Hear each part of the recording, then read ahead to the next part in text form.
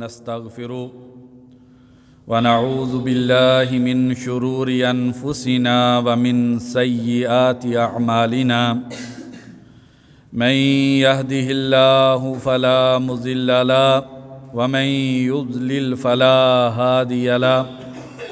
وأشهد أن لا إله إلا الله وحده لا شريك له وأشهد أن محمدًا عبده ورسوله أما بعد فإن أصدق الحديث كتاب الله وخير الهدي هدي محمد صلى الله عليه وسلم وشر الأمور محدثاتها وكل محدثة بدعة وكل بدعة ضلالة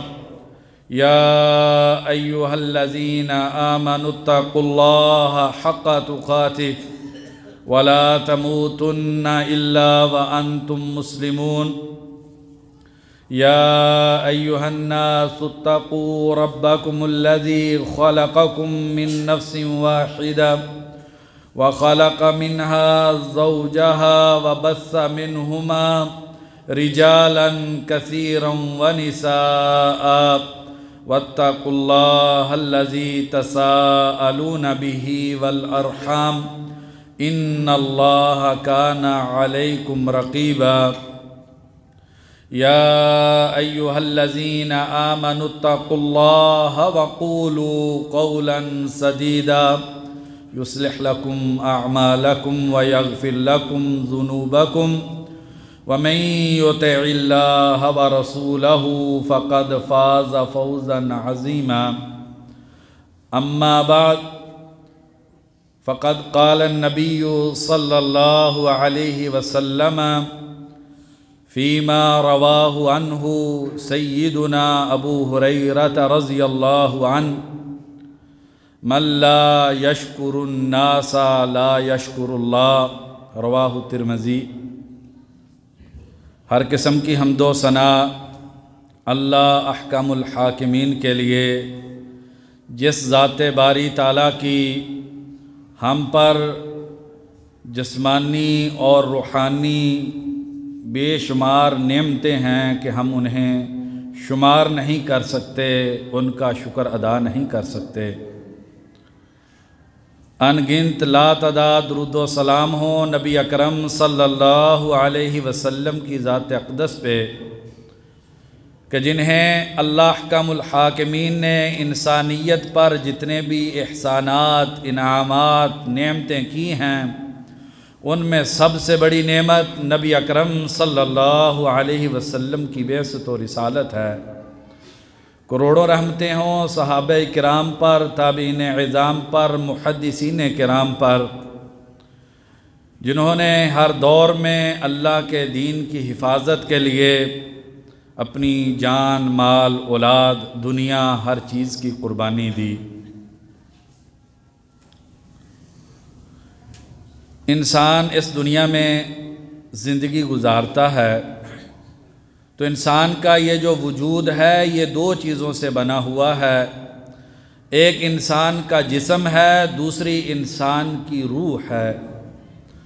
جسم اس کے اپنے تقاضے اور مطالبے ہیں، اس کے لیے کسی اور طرح کے نظام کی ضرورت ہے، اور انسان کے اندر جو روح موجود ہے اس کی غذا، خوراک اور تقاضے علیحدہ ہیں۔ تو یہ دونوں طرح کی چیزیں جس سے مل کر انسان بنا ہوا ہے، انسان کا جسم اور انسان کی روح، اس کے حوالے سے انسان پر جس کے بھی جو احسانات ہوں، اس حوالے سے جو بھی نعمت ہو، اس نعمت کا شکر ادا کرنا انتہائی زیادہ ضروری ہے۔ انسان کے جسم اور روح پر سب سے بڑے اور زیادہ انگنت احسانات اللہ احکم الحاکمین کے ہیں۔ جس ذات باری تعالیٰ نے انسان کو جسم عطا کیا، اس کی خوراک، اس کا لباس، اس کی رہائش، اور اس زندگی میں اس جسم کے وجود کو برقرار رکھنے کے لیے جتنی بھی نعمتیں درکار ہیں، وہ اللہ احکم الحاکمین نے بہترین خوبصورت اعلیٰ ترین انداز میں انسان کو عطا کر رکھی ہیں، اور انسان کی جو روح ہے اس روح کی مضبوطی کے لیے، اسے نور ایمان سے منور کرنے کے لیے، اس روح کی رفعت و ترقی، بلندی اور اونچائی کے لیے جتنی چیزیں انسان کو درکار ہیں وہ اللہ احکم الحاکمین نے اس امت محمدیہ کو دیگر امتوں کی بنسبت سب سے زیادہ ان نعمتوں سے نوازا ہے جو نعمتیں انسان کی روح کی بقا، اس کی ترقی اور اس کی بڑھوتری میں کردار ادا کرنے والی ہیں۔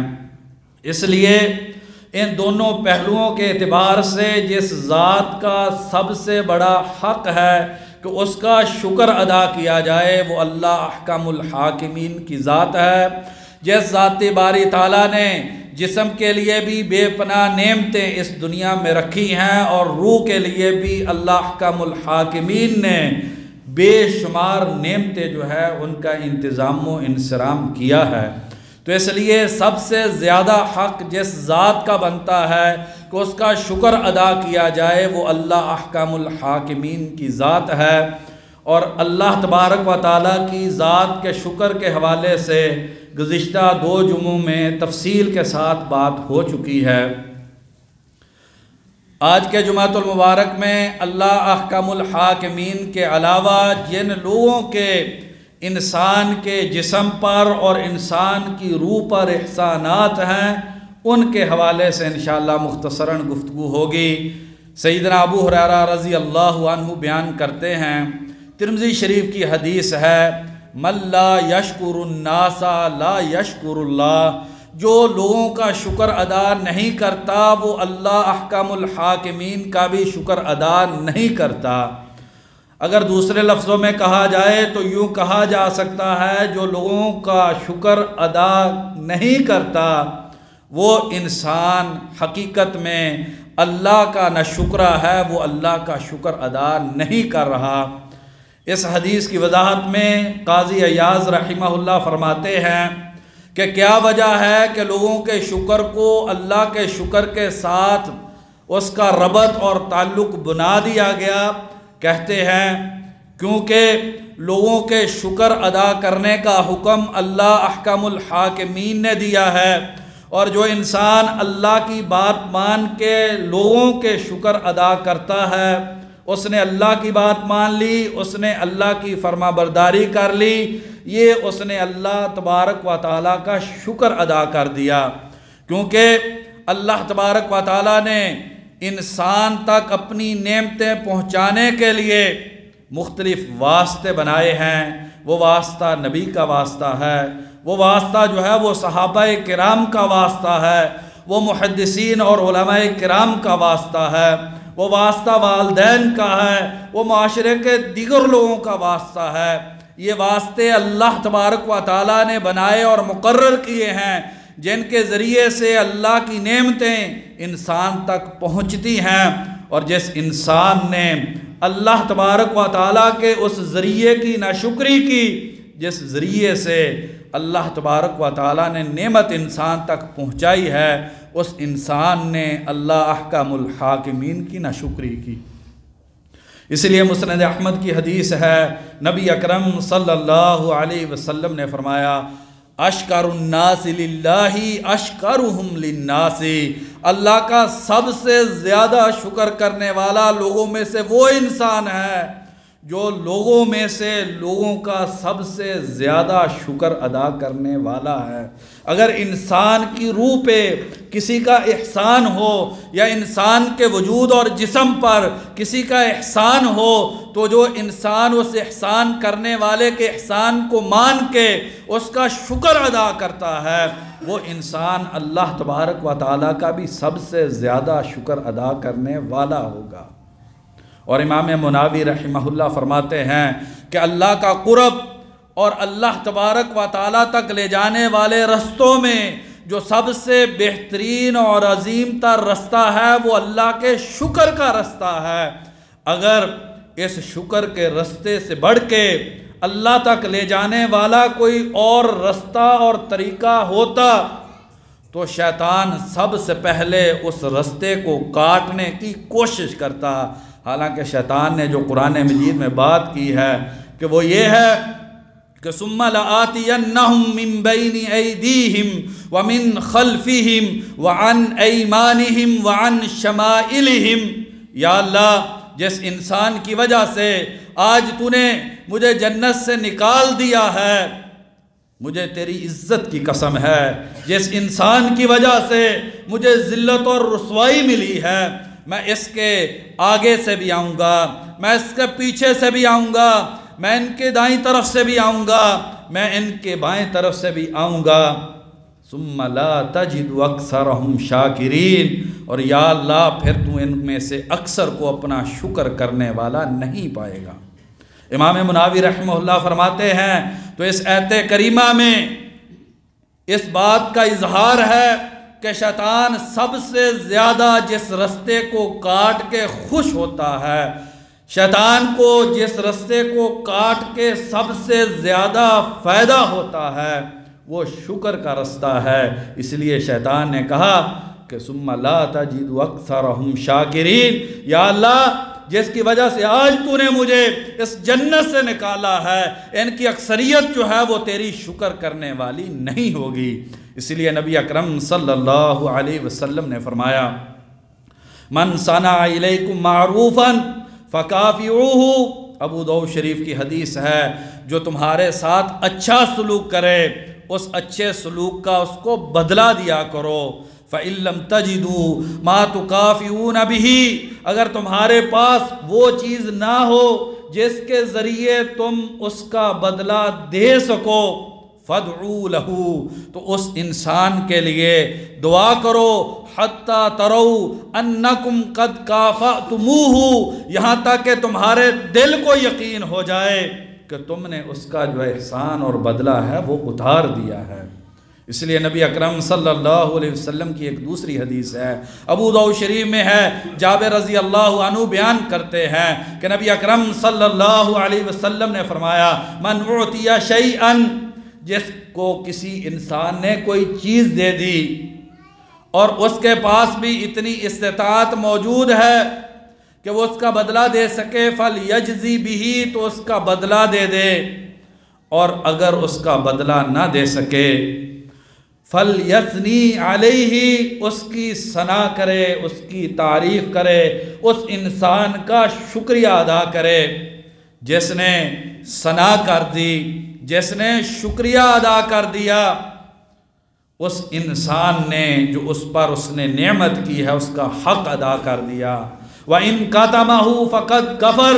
اور جس انسان نے احسان کرنے والے کے احسان کو چھپا لیا، اس کا تذکرہ نہ کیا، اس پہ شکر ادا نہ کیا، یہ ناشکرا انسان ہے۔ اس لیے نبی اکرم صلی اللہ علیہ وسلم نے فرمایا، ترمذی شریف کی حدیث ہے، اسامہ بن زید رضی اللہ عنہ بیان کرتے ہیں کہ جو انسان تمہارے ساتھ اچھا سلوک کرے تم اس کو بدلے میں کہہ دو جزاک اللہ، اللہ تبارک و تعالیٰ تجھے اس احسان اور نعمت پر بہترین بدلہ عطا کر دے، فقد ابلغ فی الثناء، تو اس انسان نے ثنائے شکر کا جو ہے وہ حق ادا کر دیا ہے۔ تو بھائیو، انسان کے جسم پر بھی کچھ لوگوں کے احسانات ہیں اور انسان کی روح پر بھی کچھ لوگوں کے احسانات ہیں، تو ان میں سے ان لوگوں کا احسان زیادہ بڑا ہے جن لوگوں کا انسان کی روح پر احسان ہے۔ تو روح پر جن لوگوں کے، ہماری روح پر جن لوگوں کے احسانات ہیں ان کا حق زیادہ ہے کہ ہم ان کے اس احسان اور نعمت کا شکر ادا کریں، کیونکہ یہ شکر جو ہے یہ اللہ کے شکر تک لے جانے والا ہے۔ اور اس کے بعد ان لوگوں کا شکر بھی ادا کرنا چاہیے جن کے انسان کے جسم پر احسانات ہیں۔ تو آج انشاءاللہ ان لوگوں کے شکر کے حوالے سے گفتگو ہوگی جن لوگوں کے انسان کی روح پر احسانات ہیں۔ ان میں سب سے پہلے نبی اکرم صلی اللہ علیہ وسلم کی ذات ہے کہ جن کے بارے میں اللہ تبارک و تعالیٰ نے قرآن مجید میں فرمایا ہے لَقَدْ مَنَّ اللَّهُ عَلَى الْمُؤْمِنِينَ، اللہ تبارک و تعالیٰ نے یقیناً مومنوں پر یہ احسان کیا ہے کہ ان میں سے ایک رسول ان کی طرف مبعوث کیا ہے جو قرآن مجید کی آیات کی تلاوت ان پہ کرتا ہے اور انہیں قرآن و حدیث کی تعلیم دیتا ہے، اور وہ نبی اکرم صلی اللہ علیہ وسلم ان کے اخلاق اور کردار میں نکھار پیدا کرتے ہیں، ان کا تزکیہ کرتے ہیں۔ اللہ تبارک و تعالیٰ کے انسان پر بے شمار احسانات ہیں، اللہ تبارک و تعالیٰ نے ان احسانات کا ذکر قرآن مجید میں اشارتاً کیا ہے، لیکن ایک ہی نعمت ہے جس کو اللہ تبارک و تعالیٰ نے سب سے واضح الفاظ میں اپنے احسان کو جتلاتے ہوئے اور اس نعمت کا واضح الفاظ میں تذکرہ کیا ہے، اور وہ نعمت نبی اکرم صلی اللہ علیہ وسلم کی بعثت ہے۔ اس لیے ہر ایمان والا اس پہ یہ حق اور فرض ہے کہ وہ نبی اکرم صلی اللہ علیہ وسلم کا نعمت ایمان پر شکر ادا کرے۔ اس لیے صحابہ کہتے تھے، ابو داؤد شریف کی حدیث ہے کہ نبی اکرم صلی اللہ علیہ وسلم ہمارے والدین سے بھی زیادہ ہم پر رحیم ہیں، ان کا حق ہم پر ہمارے والدین سے بھی زیادہ ہے۔ آپ صلی اللہ علیہ وسلم نے زندگی کے ایک ایک لمحے، زندگی کے ایک ایک موڑ، زندگی کے ہر شعبے میں وہ گھر سے تعلق رکھتا ہو، اس کا تعلق انسان کے کردار سے ہو، انسان کی معاشرت اور معیشت سے ہو، اس چیز کا تعلق انسان کے گھر سے ہو، انسان کے کاروبار سے ہو، انسان سرے بازار ہو، انسان مسجد میں ہو، انسان جو ہے وہ غریب ہو، وہ امیر ہو، چھوٹا ہو، بڑا ہو، ہر پہلو سے نبی اکرم صلی اللہ علیہ وسلم نے موتیوں جیسے قیمتی فرامین سے ہماری رہنمائی کی ہے، اور ہمیں نور ایمان سے آراستہ اور پیراستہ کرنے کے لیے نبی اکرم صلی اللہ علیہ وسلم نے اللہ احکام الحاکمین کی جو وحی ہے اس کو ہم تک پہنچایا ہے۔ اس لیے سب سے زیادہ حق جو ہے وہ یہ نبی اکرم صلی اللہ علیہ وسلم کا بنتا ہے کہ انسان نبی اکرم صلی اللہ علیہ وسلم کا شکر ادا کرے۔ اسی لیے نبی اکرم صلی اللہ علیہ وسلم کے صحابہ گاہے بگاہے آپ کو یہ کہا کرتے تھے، بی ابی انتا و امی، اللہ کے نبی آپ پہ میرے ماں اور باپ دونوں قربان ہو جائیں۔ آپ کا اتنا بڑا احسان ہے کہ اگر میں اپنے ماں اور باپ کو آپ پہ قربان کر دوں پھر بھی میں آپ کے شکر کا حق ادا نہیں کر سکتا۔ ابو داؤد شریف کی حدیث ہے، نبی اکرم صلی اللہ علیہ وسلم گھر سے نکلتے ہیں، معاذ بن جبل رضی اللہ عنہ مل جاتے ہیں، آپ صلی اللہ علیہ وسلم معاذ بن جبل رضی اللہ عنہ کے ہاتھ کو اپنے ہاتھ میں پکڑ کے کہتے ہیں، یا معاذ انی احبک، اے معاذ میں تجھ سے محبت کرتا ہوں۔ کتنے عظیم اور خوش قسمت وہ لوگ تھے جن کا ہاتھ نبی صلی اللہ علیہ وسلم کے ہاتھ میں تھا، اور آپ نے کہا کہ معاذ میں تم سے محبت کرتا ہوں، تو معاذ بن جبل رضی اللہ عنہ نے کہا، بی ابی انت و امی، اللہ کے نبی میرے ماں باپ آپ پہ قربان ہو جائیں، واللہ انی احبک، مجھے اس ذات کی قسم ہے جس ذات نے اس کائنات کے ذرے ذرے کو وجود دیا ہے، اللہ کے نبی میں بھی آپ سے بڑی شدت کی محبت کرتا ہوں۔ پھر نبی اکرم صلی اللہ علیہ وسلم نے اپنے صحابی کے ہاتھ کو اپنے ہاتھ میں رکھ کے فرمایا، یا معاذ اوصی کا، اے معاذ میں تجھے وصیت کرتا ہوں، تم جب بھی نماز پڑھو تو نماز کے اختتام سے پہلے تم نے یہ دعا کیا کرنی ہے، اللہم اعنی علی ذکرک و شکرک و حسن عبادتک، یا اللہ مجھ کو توفیق دے میں تیرا ذکر کر سکوں، یا اللہ میری مدد فرما میں تیرا شکر کر سکوں، یا اللہ میری مدد فرما میں تیری بہترین انداز سے عبادت کر سکوں۔ بھائیو ذرا غور کیجئے، صرف اسی ایک حدیث میں نبی اکرم صلی اللہ علیہ وسلم نے جو عظیم دعا سکھلائی ہے، اگر ساری زندگی ہم اس دعا پہ نبی اکرم صلی اللہ علیہ وسلم کا شکر ادا کرنا چاہیں تو ہم شکر ادا نہیں کر سکتے۔ اور نبی اکرم صلی اللہ علیہ وسلم کے بارے میں اللہ تبارک و تعالیٰ نے فرمایا وَكَانَ بِالْمُؤْمِنِينَ رَحِيمًا، نبی اکرم صلی اللہ علیہ وسلم مومنوں پہ بڑے ہی رحیم ہیں۔ آپ صلی اللہ علیہ وسلم کو مومنوں کی بہت زیادہ فکر ہے۔ جب کل محشر کا میدان ہوگا اور اللہ کی عظمت اور جلال کا یہ عالم ہوگا کہ ساری انسانیت گھٹنوں کے بل گری ہوئی ہوگی اور ہر کوئی نفسی نفسی کہہ رہا ہوگا، اس وقت محشر کے میدان میں صرف ایک ہی آواز اس سے مستثنا ہوگی، وہ نبی اکرم صلی اللہ علیہ وسلم کی آواز ہوگی، اللہم امتی اللہم امتی۔ یا اللہ یہ محشر کا میدان ہے، آج جو نبی ہیں وہ بھی تھر تھر کانپ رہے ہیں، یہ جو طاقتور فرشتے ہیں یا اللہ تیرے جلال کی وجہ سے وہ بھی کانپ رہے ہیں، یا اللہ جو نبی ہیں تیرے ڈر اور خوف کی وجہ سے وہ بھی گھٹنوں کے بل گرے ہوئے ہیں اور کہہ رہے ہیں ہماری نجات ہو جائے، ہماری نجات ہو جائے۔ اس محشر کے میدان میں نبی اکرم صلی اللہ علیہ وسلم اپنی امت کی فکر کریں گے اور اللہ کے دربار میں جا کے سجدہ ریز ہوں گے، اور پھر آپ صلی اللہ علیہ وسلم کو کہا جائے گا ارفع رأسکا، محبوب سر اٹھا لیجئے، سل تعطا،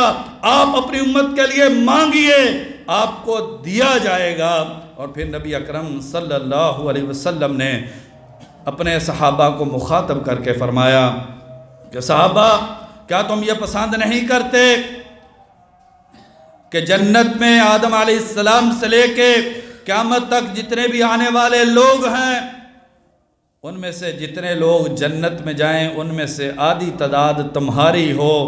صحابہ نے کہا اللہ کے نبی بہت بڑی خوشخبری ہے۔ آپ صلی اللہ علیہ وسلم نے فرمایا مجھ سے میرے رب نے یہ وعدہ کیا ہے کہ 2/3 جنت میں جانے والے میری امت سے ہوں گے اور 1/3 وہ دوسری امتوں سے ہوں گے۔ جس نبی کو ہمارے ساتھ اتنی محبت اور چاہت ہے لعلک باخع نفسک،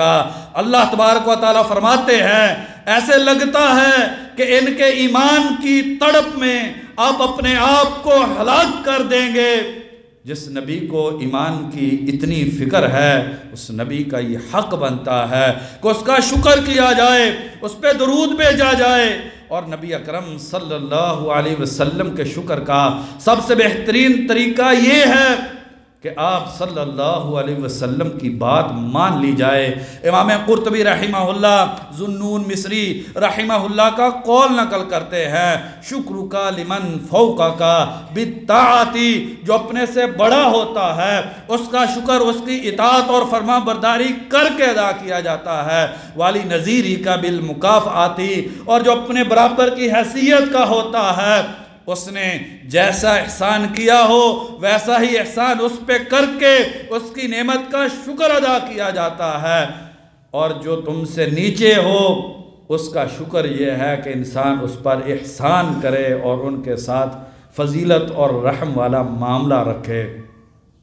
پھر نبی اکرم صلی اللہ علیہ وسلم کے بعد جن لوگوں کے ہماری روح پر احسانات ہیں ان میں صحابہ کرام ہیں، یہ وہ عظیم لوگ ہیں جنہوں نے تپتی ریت پہ اپنے آپ کو لٹا کے آگ کے انگاروں پہ لیٹ کے اللہ کے اس دین کی حفاظت کی ہے۔ یہ وہی عظیم لوگ ہیں جنہیں اونٹوں کے درمیان باندھ کے 2 ٹکڑے کر دیا گیا۔ یہی وہ عظیم لوگ ہیں جنہیں طرح طرح کی اذیتیں اور تکلیفیں دی گئی، لیکن انہوں نے اللہ کو اس دین کی حفاظت کے لیے اور آنے والی نسلوں تک پہنچانے کے لیے انہوں نے طرح طرح کی قربانیاں دیں۔ اور پھر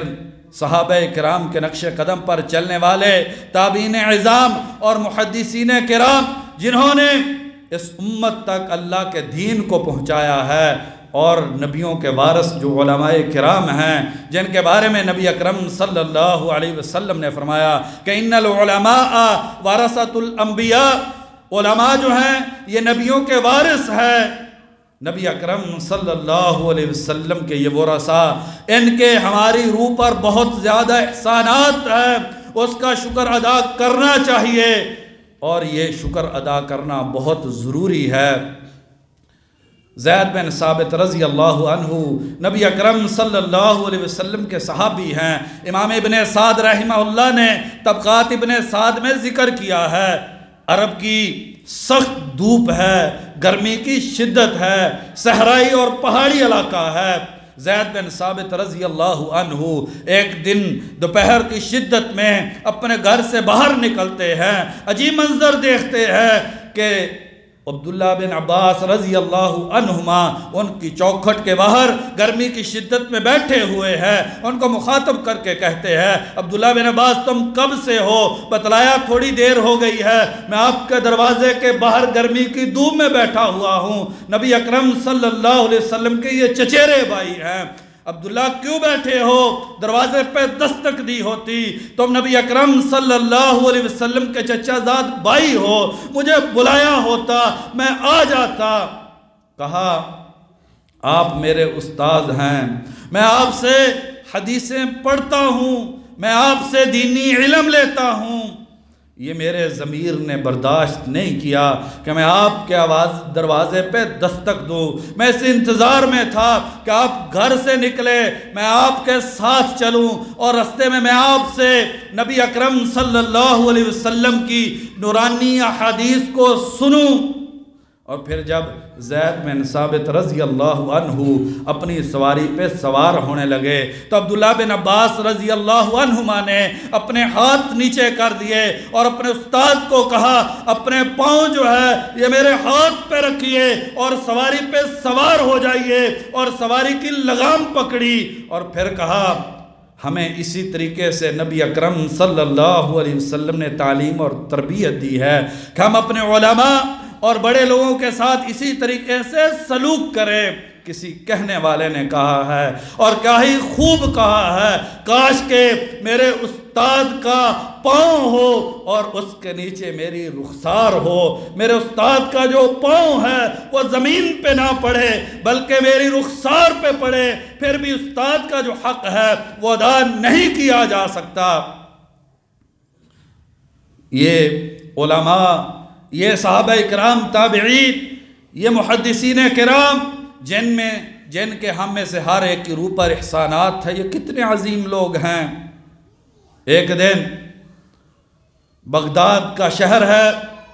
لوگ بھاگے اور دوڑے چلے جا رہے ہیں، بوڑھا کیا، جوان کیا، بچہ کیا، سارے لوگ اپنے گھروں سے نکل کر دوڑتے ہوئے اور بھاگتے ہوئے چلے جا رہے ہیں۔ ایک لونڈی محل کی بالا کونی پہ کھڑی ہے، پوچھتی ہے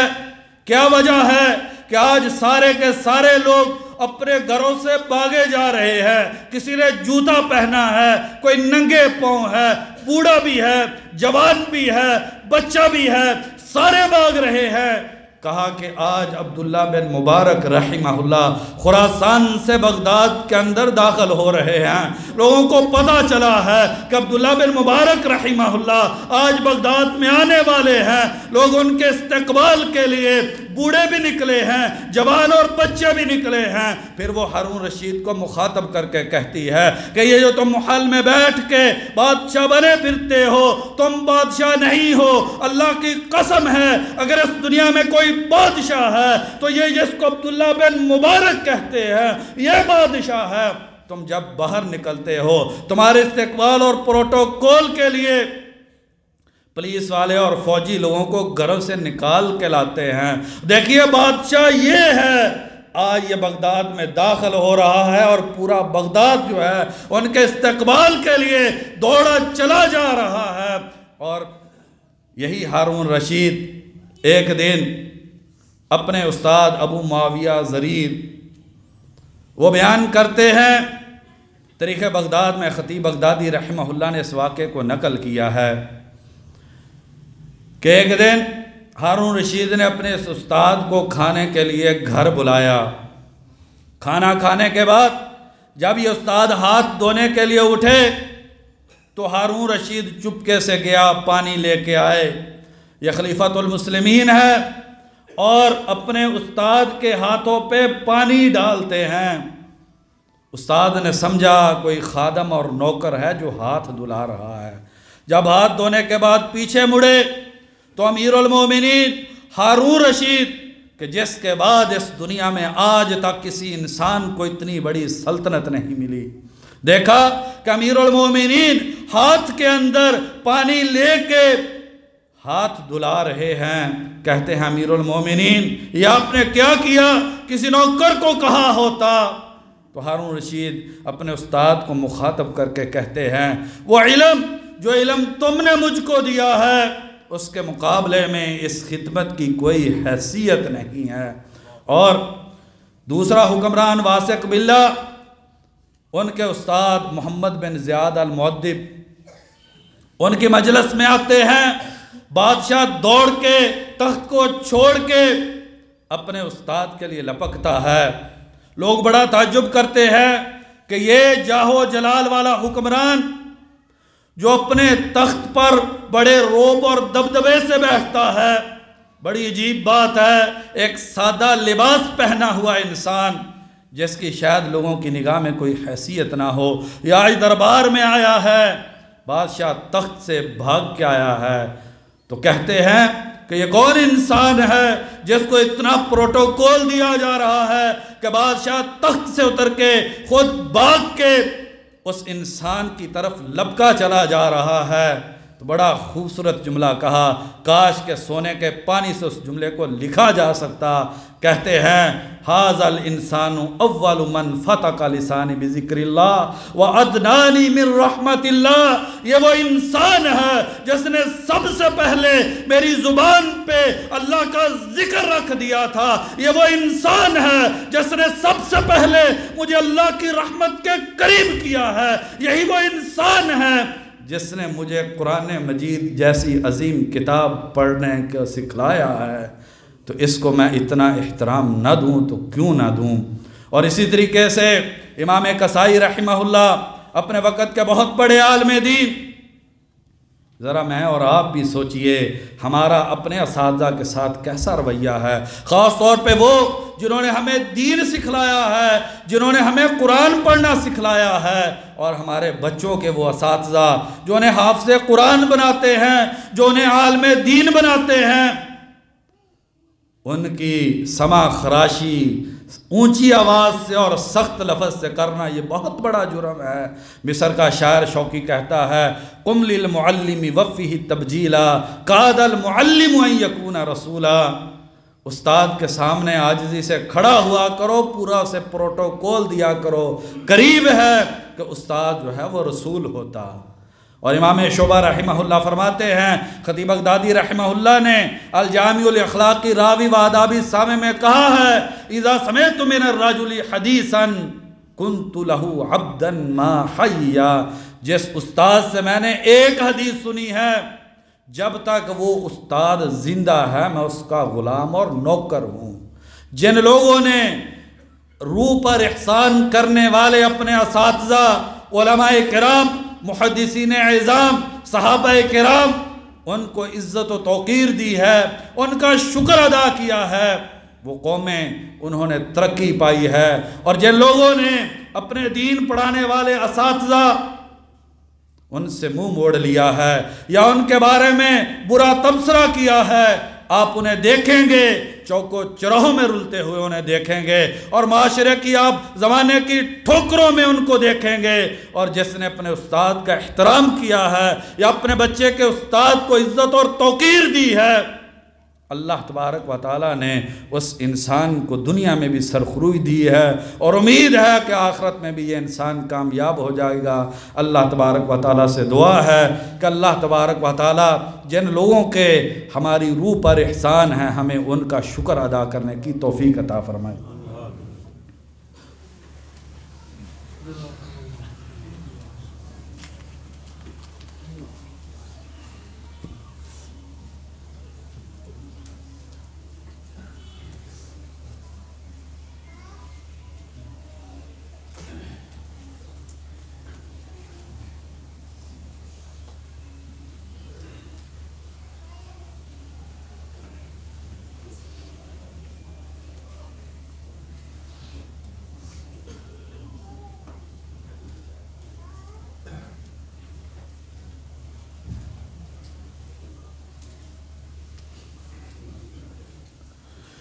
إن الحمد لله نحمده ونستعينه ونستغفره والصلاة والسلام على رسول الله اما بعد۔ ایک بہت بڑے امام گزرے ہیں ابن ناصر الدین، ان کی ایک بڑی پیاری کتاب ہے توضیح المشتبہ، اس میں انہوں نے ایک بڑا خوبصورت واقعہ لکھا ہے۔ ایک والد اپنی اولاد کی نافرمانی کی شکایت لے کر عمر فاروق رضی اللہ عنہ کے پاس پہنچا اور کہا کہ میرا یہ بیٹا جو ہے یہ میری نافرمانی کرتا ہے، میری بات نہیں مانتا ہے۔ عمر فاروق رضی اللہ عنہ نے غصے کے عالم میں اس بیٹے کو گھر سے بلایا اور اپنی مجلس میں حاضر کر کے اس کو ڈانٹنا شروع کیا۔ تو اس بیٹے نے کہا کہ امیر المومنین، ڈانٹنے سے پہلے مجھے بتلائیے میرے والد پہ کیا حق ہے۔ تو عمر رضی اللہ عنہ نے فرمایا تیرا سب سے پہلا حق ہے کہ تیرے لیے بہترین ماں کا یہ انتخاب کرے، جس کو اپنی رفیقہ حیات بنانا ہے، وہ دیندار ہو، آخرت کو ترجیح دینے والی ہو، نیک عورت ہو، نیک سیرت ہو، نیک کردار ہو، یہ تیرا سب سے پہلا حق ہے۔ وَأَن يُحَسِّنَ اسْمَكَ، تیرا خوبصورت نام رکھے، وَأَن يُعَلِّمَكَ الْقُرْآنَ، اور تیرا اس والد پہ یہ حق ہے کہ یہ تجھے قرآن مجید کی تعلیم دے۔ بیٹے نے کہا امیر المومنین، میرے باپ نے یہ تینوں کام نہیں کیے، نہ میری اچھی ماں کا میرے لیے انتخاب کیا، نہ میرا نام اچھا رکھا، اور نہ ہی مجھے قرآن و حدیث کی تعلیم دلوائی۔ تو عمر فاروق رضی اللہ عنہ نے فرمایا عققت ولدک قبل ان یعقک، تو نے اپنے بیٹے کی پہلے نافرمانی کی ہے، پھر اس نے تیری نافرمانی کی ہے۔ بیٹا اور بیٹے کا جو استاذ ہے اس کو کتنا احترام دینا چاہیے۔ امام کسائی رحمہ اللہ کے حوالے سے میں بیان کرنے لگا تھا، وقت جو ہے وہ پورا ہو گیا ہے۔ امام کسائی رحمہ اللہ ایک دن سبق پڑھا کے اٹھتے ہیں، ہارون رشید کے دو بیٹے امین اور مامون، یہ دونوں ولی عہد ہیں، ہارون رشید کے بعد انہوں نے حکمران اور خلیفہ بننا ہے۔ استاد سبق پڑھا کے اٹھا ہے، دونوں لپکتے ہیں، استاد کی جوتیوں کی طرف بھاگتے ہیں۔ ہارون رشید منظر دیکھ رہا ہے، ایک بیٹے نے ایک جوتی اٹھائی ہے، دوسرے بیٹے نے دوسری جوتی اٹھائی ہے اور اپنے استاد امام کسائی کے سامنے رکھ دی ہے۔ وقت گزر گیا، ایک دن امام کسائی رحمہ اللہ ہارون رشید کے دربار میں جاتے ہیں۔ ہارون رشید انہیں پروٹوکول دے کے اپنے پاس بٹھا کے پوچھتے ہیں من اعز الناس، کسائی بتاؤ سب سے زیادہ عزت والا اس وقت دنیا میں کون ہے؟ تو فرماتے ہیں امیر المومنین، آپ سے بڑھ کے اس دنیا میں اللہ نے عزت اور کس کو دی ہے؟ آپ سے بڑا عزت والا اور کون ہو سکتا ہے؟ کہتے ہیں نہیں، اس دنیا میں سب سے بڑا عزت والا انسان وہ تم ہو کہ جس کے جوتے اٹھانے میں امیر المومنین خلیفۃ المسلمین کے دونوں بیٹے، جن کے جو ولی عہد ہیں، جنہوں نے کل کو حکومت اور سلطنت سنبھالنی ہے، جس کے جوتے اٹھانے میں ولی عہد فخر محسوس کرتے ہیں، اس سے بڑا اس دنیا میں عزت والا کوئی نہیں ہے۔ تو استاد نے سمجھا شاید کہ ہارون رشید کو اس پہ گلا ہو، کہا آپ نے برا محسوس کیا؟ کہا کہ نہیں، اگر یہ آپ کے جوتے نہ اٹھاتے تب مجھے برا لگنا تھا، انہوں نے جوتے اٹھائے ہیں، مجھے خوشی ہوئی ہے۔ اس لیے امام احمد رحمہ اللہ فرمایا کرتے تھے کہ والدین سے بڑھ کے اساتذہ کا حق ہے، کیونکہ انسان کو والدین خوراک دیتے ہیں، کھانا پینا لباس دیتے ہیں۔ کھانے کی انسان کو دن میں 2 یا 3 مرتبہ ضرورت ہوتی ہے، اور استاد جو ہے یہ انسان کو علم دیتا ہے، اور یہ علم زندگی کے ہر سانس میں اس کی ضرورت ہوتی ہے۔ اللہ تبارک و تعالیٰ سے دعا ہے کہ اللہ تبارک و تعالیٰ ہمیں ان لوگوں کا بھی شکر ادا کرنے کی توفیق عطا فرمائے جن کے ہماری روح پر احسانات ہیں۔ انشاءاللہ آئندہ جمعہ کے خطبے میں والدین اور وہ لوگ جن کے ہمارے جسم پر احسانات ہیں ان کے شکر کے حوالے سے گفتگو ہوگی۔ اللہ تبارک و تعالی ہمیں جن کے بھی ہم پر احسانات ہیں ان کا شکر ادا کرنے کی توفیق عطا فرمائے۔ ہماری اس مسجد کے ساتھ بڑا ہی پیار کرنے والے ہمارے پیارے بھائی دین والے استاد عبدالغنی فوت ہو چکے ہیں، اللہ تبارک و تعالیٰ ان کی قبر کو جنت کا باغیچہ بنائے، جنت الفردوس میں اعلیٰ مقام عطا فرمائے۔ انسان اور بشر ہونے کے ناطے ان سے جو غلطی ہو گئی ہے اللہ تبارک و تعالیٰ اپنی رحمت سے معاف فرمائے، جنت الفردوس میں اعلیٰ مقام عطا فرمائے۔ لواحقین کو اللہ تبارک و تعالیٰ صبر جمیل سے نوازے۔